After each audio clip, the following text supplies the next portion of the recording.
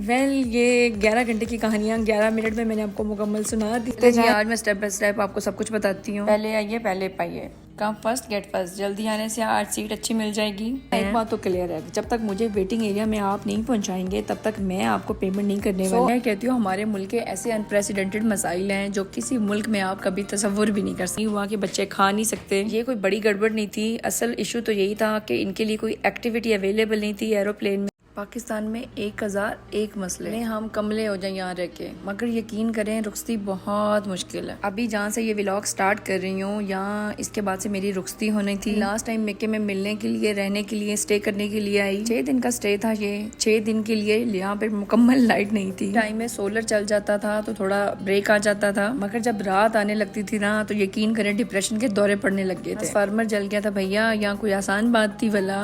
मैं कहती हूँ हमारे मुल्क के ऐसे अनप्रेसिडेंटेड मसाइल हैं जो किसी मुल्क में आप कभी तसव्वुर भी नहीं कर सकते। अभी हमें कौन सा यूरोप जाना है या हम वेस्ट जाकर बड़े कोई सर्दियाँ एंजॉय करेंगे। जाना तो हमें भी गर्म मुल्क में ही है, लेकिन उस गर्म मुल्क में बहुत सारी आसानियाँ हैं। तो अपने बेनसीब मुल्क के लिए बड़ी परेशानी आने लगती है। अब सबके पास तो चॉइस नहीं है यहाँ से निकलने के लिए। पास कर या बर्दाश्त कर वाली सिचुएशन है भाई यहाँ पे। तो सच्ची में भाई यहाँ से निकलने का दिल नहीं करता। और ये मेरा मेका है जहाँ मेरी रुखसती से पहले ही रुखसती होने लगती है। फाइनल रुखसती डे तो मैं हमेशा ससुराल से ही करती हूँ। फ्लाइट तो मेरी 3 दिन के बाद की थी। तब तक मैं अपने आप को बहुत सा इकट्ठा करना है, बहुत सी हिम्मत इकट्ठी करनी है। सो इन्हें तो मैं आज ही अल्लाह हाफिज कर दूंगी। अम्मा अब्बा को मैंने अपने पीछे आने से मना कर दिया। इनफैक्ट अम्मा को मना कर दिया। अब्बा को तो पता भी नहीं है कि मैं जा रही हूँ और मैं उनसे मिली भी हूँ। इस व्लॉग में इमोशनल स्टार्ट के बाद मैं आपके साथ अपना एक्सपीरियंस शेयर करने वाली हूँ। बच्चों के साथ अकेले ट्रेवल मैं फर्स्ट टाइम नहीं कर रही हूँ, इसीलिए मैंने बहुत कुछ सीख लिया है जो मैं आपके साथ शेयर करने वाली हूँ। बहुत सारे टिप्स भी दूंगी और बहुत सारे बैड और गुड एक्सपीरियंसेस भी शेयर करूंगी। चेक करें ये किस कदर ड्रामे हो रहे हैं, मगर जब एक्चुअली वक्त आ जाता है ना तब कुछ भी बस में नहीं रहता। बहुत जालिम है ये रुखसतियाँ, बहुत मुश्किल है खुद को इकट्ठा करना। कहते हैं जाने वाले को पता नहीं लगता, पीछे रह जाने वाले रोते रह जाते हैं। अब ऐसा भी नहीं है। हमसे पूछो हम कैसे खुद को लेके चल रहे हैं।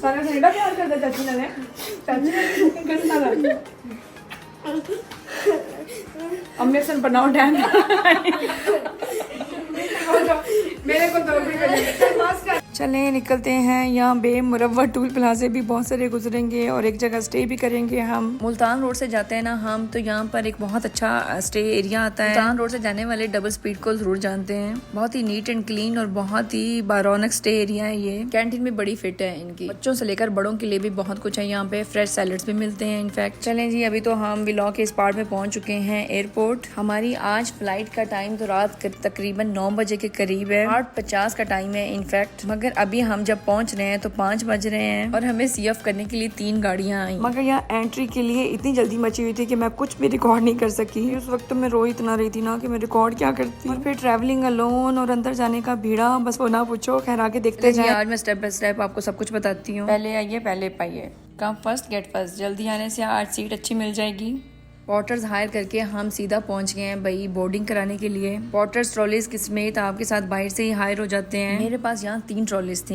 रूल तो मैं आपके साथ शेयर करूँ, आपसे फॉरेन करेंसी का पूछा जाएगा जैसे ही आप एंटर होंगे। भाई मैंने अपने साथ कभी भी फॉरेन करेंसी या पाकिस्तानी करेंसी नहीं रखी। हाँ जी, आपके पास फिर भी वॉलेट में इतना अमाउंट होना चाहिए कि आप पॉटर्स को हायर कर सकें। लगेज में मेरे ईच बैग की लिमिट 23 kg थी। 5 बैग्स और 3 हैंड कैरीज हमें अलाउड थे। ईच हैंड कैरी की लिमिट भी 7 kg थी। 23 kg के 6 बैग की परमिशन सऊदी एयरलाइन से हमने 300 रियाल पे करके ली। मेरा कोई भी बैग 24 को क्रॉस नहीं कर रहा था। बोर्डिंग के बाद जब हम इमिग्रेशन पे आते हैं ना तो यहाँ से पोर्टर्स हमें अल्लाह हाफिज करने लगते हैं। इनकी कोई फी अमाउंट जो है वो फिक्स्ड होता है, लेकिन ये हमेशा आपसे ऊपर ही मांग रहे होते हैं। एक बात तो क्लियर है, जब तक मुझे वेटिंग एरिया में आप नहीं पहुँचाएंगे तब तक मैं आपको पेमेंट नहीं करने वाली। अभी इमिग्रेशन पे जाकर उन्होंने मेरे सामने परमिशन मांगी और फिर ASF की टीम ने अलाउ कर दिया। बिकॉज 2 से 3 बार तो बच्चों को प्रैम से निकाला जाता है। बोर्डिंग पे ही सारे बैग्स ले लिए जाते हैं इनफैक्ट, मगर हैंड कैरीज और प्रैम तो हमारे पास ही होते हैं। किड्स को लेकर मुझे तो अभी भी सपोर्ट चाहिए थी। So this is how I managed. यहाँ जब मेरी भी चेकिंग होती है तो पोर्टर्स के पास मेरा लगेज होता है। लास्ट टाइम के स्कैन के बाद में यहाँ पहुँच गए जी वेटिंग एरिया। मैंने बहुत इंसिस्ट किया कि हैंड कैरीज को भी मैं लगेज के साथ में सबमिट करा दूं, मगर ये इस बार तो बिल्कुल भी नहीं माने। कभी कभार किड्स को लेकर कोई रहम भी कर जाता है, मगर इस बार तो बिल्कुल भी नहीं। उन्होंने बोला कि फ्लाइट से पहले सबमिट हो जाएंगे, तो लेट्स सी। अभी तक के सारे प्रोसेस में मुझे 6 बज गए। 1 घंटे में मैं बिल्कुल फ्री हो चुकी थी। वेल अभी ये 3 घंटे कैसे गुजारूं इन बच्चों को लेकर, और फिर अम्मी की इमोशनल कॉल्स। ये बहुत परेशान हो रही थी कि मैं तुम्हें सी ऑफ करने आ जाती, और मैं बार बार कह रही थी अच्छा हुआ ना आप नहीं आई, अदरवाइज मेरे लिए सफर कितना मुश्किल हो जाता। ऐसे ही खुद को इकट्ठा करके बस दुआ चाहिए ना अम्मा, सफर बस आसान हो जाए और ये 3 घंटे भी आराम से गुजर जाएं। ले जी, इतने में सऊदी एयरलाइन की आमद हो चुकी है। अभी वहाँ से मुसाफिर निकल रहे हैं तो शायद अभी हमारी लाइन बनना शुरू हो जाएगी। अभी मैं बताऊँ बीइंग अ मदर, बच्चों को 3 घंटे लेकर बैठना बिल्कुल आसान नहीं था। बाहर से खाना लेके जाना अलाउड नहीं है और अंदर का फूड इतना एक्सपेंसिव है। कोनैन ने 750 वाले फ्राइज लेकर तो सुकून कर लिया, मगर प्रीशा ने मुझे पूरे वेटिंग लाउंज में घुमा के रख दिया। कभी भूख लगती थी तो कभी वॉशरूम जाना होता था, और फिर कमोड वाले वॉशरूम तो फुली इंगेज थे। कोनैन को लेके मुझे प्रीशा को वॉशरूम में किसी को पकड़ाना पड़ा। क्या करें, ट्रस्ट करने के अलावा हम कर भी क्या सकते थे भला यहाँ पे। और फिर मैं 1 मिनट में शायद 10 बार चेक करती रही कि प्रीशा मौजूद है ना उसके पास, वॉशरूम से कहीं बाहर तो नहीं निकल गई ना। चले मैं इस बार आपके साथ एक सेटिस्फैक्टरी पॉइंट भी शेयर करती हूँ। जब हमारा अराइवल पाकिस्तान में होता है ना तो मुझे ये एयरपोर्ट बहुत ही गर्म, छोटा और अजीब सा लगता है। मगर अभी मैं एक बात शेयर करूँ, यहाँ पर AC ठीक चल रहे थे, नीट एंड क्लीन भी थे। और हाँ एक और बात, टैक्स भी लिया इन लोगों ने फ्लाइट पे। सुनने में आया था कि टिकट के अलावा टैक्स भी लगेगा, तो फिर कोई पता भी नहीं होता किस वक्त कौन सा कानून चल जाए। मेरे पास अपना ATM कार्ड तो था, इस पॉइंट को लेकर भी कैश साथ नहीं था मेरे पास। वेल टैक्स के लिए तो शुक्र है कुछ नहीं मांगा इन लोगों ने। फिर इतने में 7:35 का टाइम हुआ तो लाइन बन गई। भाई मैं जरा भी रिलक्टेंट नहीं होती, जरा भी शाय नहीं होती किसी से भी हेल्प मांगने के लिए। मैंने लाइन में लगे हुए बंदों से रिक्वेस्ट कर ली कि क्या मैं आपकी लाइन के अंदर ही शामिल हो जाऊं या मुझे एंड रो से आना पड़ेगा। इतनी लंबी लाइन में बच्चे क्या वेट करेंगे भला। और फिर भाई उस भाई का भी बहुत शुक्रिया कि उसने मुझे जगह भी दे दी और मेरा एक बैग भी पकड़ लिया। 5 मिनट के बाद ही जब मेरी टर्न आ गई तो उन लोगों ने मुझे बोला कि आप अपने हैंड कैरीज यहीं पे जमा करा सकती हैं। यार मेरे प्यारे से हैंड कैरीज तो टूट जाने हैं अगर मैं इनको जमा करा दूं। अभी मैं कोई दूसरी ऑप्शन नहीं लेना चाहती। मैं आपको बताऊं कि पोर्टर्स को यहाँ पे भी सर्विसेज देने पर मैंने 1000 रुपीज दे दिए थे। पिछले वाले पोर्टर्स को भी 1000 ईच दे दिया मैंने। 3000 की सर्विसेज में मैंने अपना सफर बहुत ईजी कर लिया। फ्लाइट में एंट्री के टाइम तो कैमरा बंद होता है, बल्कि वो आपका जबरदस्ती बंद करा देते हैं। अभी तीनों हैंड कैरीज और मेरे किड्स का स्टॉलर मैंने सबमिट कराने के बाद अपने हाथ फारिग कर लिए हैं। मेरे पास अभी 2 स्मॉल हैंड बैग्स हैं, प्रीशा के लिए मिल्क बॉटल, डायपर्स,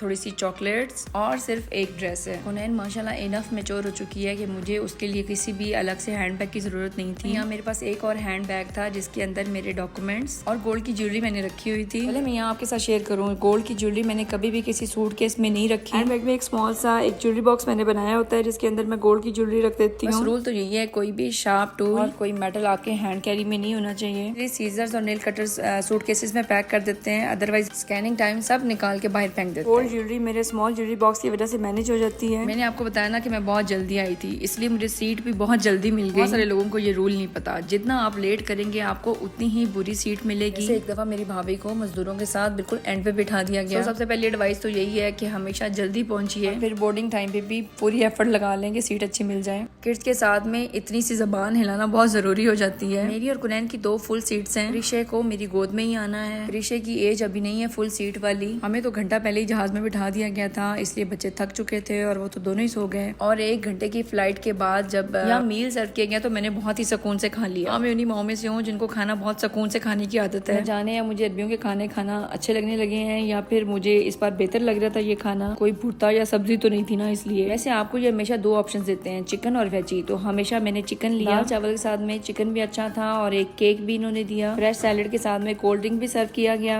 किड्स के लिए सेपरेट मील अवेलेबल नहीं था। पूछने पे इन्होंने मुझे अपना न्यू रूल बताया कि आपको अपनी सीट बुकिंग के टाइम पे ही अपने किड्स के लिए मील बुक कराना होता है। अच्छा पहले तो वैसे नहीं होता था, अब ये कोई न्यू रूल है। अभी के बाद तो इन्होंने किड्स के लिए कोई एक्टिविटी बैग भी नहीं दिया। जब मैंने जाके इनसे पूछा तो मुझे कहते हैं कि प्लीज आप ये फीडबैक या कंप्लेन वेबसाइट पे दें। हाँ ये तो एयरलाइंस के रूल्स हैं जो एयर होस्ट भी नहीं जानते। वो कहते हैं हमें फ्लाइट के दौरान में पता चला कि हमारे पास इस बार एक्टिविटी बैग्स भी नहीं है किड्स के लिए। सो किड्स ने बोर भी होना था, तंग भी करना था। मुझे ये बात इनकी बिल्कुल भी समझ नहीं आई। सो मैंने सोचा कि मैं आपको भी बताऊं कि अगर आप नेक्स्ट टाइम में जाएं तो आपको ये बात पता हो। खाना जब हमें सर्व किया गया तो उसका मतलब ये था कि अभी हम पाकिस्तान में ही थे। मैं स्क्रीन पे बस ये मैप ही लगाए रखती हूँ। बहुत इंसिस्टेंस के बाद जब मैंने इनसे हेडफोन्स ले लिए तो भाई वो काम नहीं कर रहे थे, माफी शुगर। तो जनाब कुनैन के लिए मैंने एक्टिविटी बना दी कि देखो हम कहाँ पहुंचे हैं, तुम इसको चेक करती रहो। वेल जब मेरे बच्चे सो के उठे तो तब भी उनके लिए मील अवेलेबल रीजनेबल था। एक तो ये नॉन स्पाइसी था और ऊपर से इतना रीजनेबल था कि कोई ज्यादा बड़ा मसला नहीं हुआ कि बच्चे खा नहीं सकते। ये कोई बड़ी गड़बड़ नहीं थी। असल इशू तो यही था कि इनके लिए कोई एक्टिविटी अवेलेबल नहीं थी एरोप्लेन में। अगर ये पता होता तो मैं एक हैंड कैरी में कोई ना कोई टॉयज इनके रख लेती। कुनैन तो बस बोर होती रही और प्रीशे ने बहुत तंग किया। यूं ऐसे ही 4 आवर्स बस मैंने मैप के ऊपर नजरें रख के गुजारे। एरोप्लेन भी बस किसी बस की तरह ही होता है, फर्क ये है कि बस ये हवा में होता है और फिर कोई स्टॉप भी नहीं होता। इसके अलावा वैसे मेरी ये ट्राई होती है कि मैं बच्चों को कम से कम सफर में खिलाऊं। यहाँ के वॉशरूम्स भी तो कंटिन्यूसली एंगेज्ड होते हैं और फिर वो होते इतने छोटे साइज में है कि उनको यूज करना बड़ा मुश्किल हो जाता है। व्लॉग के इस टाइम में यहाँ पे अनाउंसमेंट हो चुकी है कि हम पहुंच रहे हैं। तो मैं तो फटाफट इन्होंने गंगियां पट्टियां शुरू कर दी थी। मेरी दी सोनी तो लगेगी ना एयरपोर्ट जो तो अपने प्यो नु मिलेगी।